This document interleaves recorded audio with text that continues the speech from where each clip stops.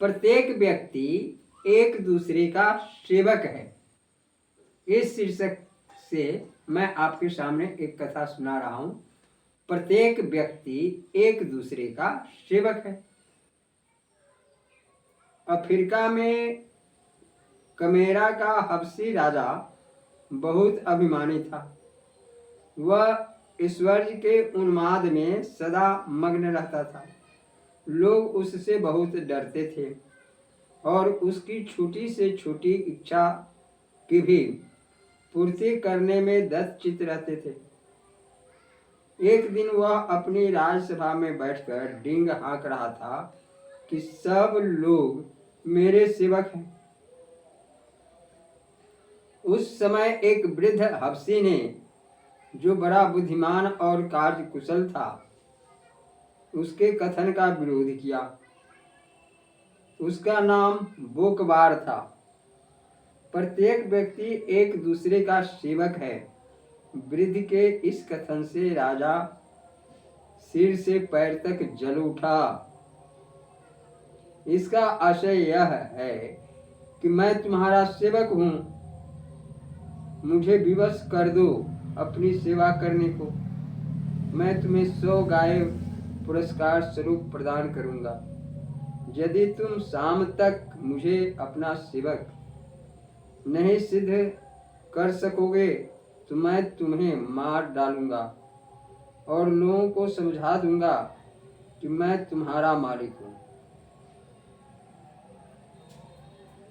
Camera Naresh ने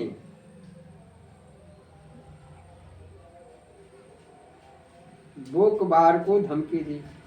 बहुत ठीक, बोकबार ने प्रणाम किया। वृद्ध होने के नाते चलने के लिए वो अपने पास एक छड़ी रखता। जो ही वह राजसभा से बाहर निकल रहा था, तो ही एक भिखारी आ पहुंचा। मुझे आज्ञा दीजिए कि मैं इस भिखारी को कुछ खाने के लिए दूं। बोकबार ने राजा से निवेदन किया। दोनों हाथ में भोजन की सामग्री लेकर वह बुढ़ापे के कारण राजा के निकट ही थर थर कांपने लगा।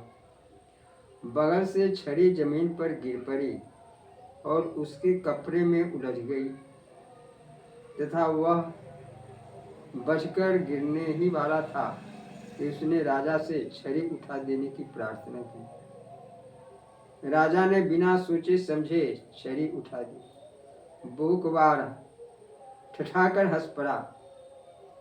आपने देखा कि सज्जन लोग एक दूसरे के सेवक होते हैं। मैंने भिखारी की सेवा की और आप मेरी सेवा कर रहे हैं। मुझे गायों की आवश्यकता नहीं है। आप उन्हें 10 दिन भिखारियों को दे दीजिए। आप उन्हें इस दिन भिखारियों को दे दीजिए। बोकबार ने अपने कथन की सत्यता प्रमाणित की। राजा ने प्रसन्न होकर बोकबार को अपना मंत्री बना लिया। जय श्री सीते। यह कथा आपको अच्छा लगे तो कृपया इसे बार बार सुनने का प्रयास करेंगे। जय श्री सीते।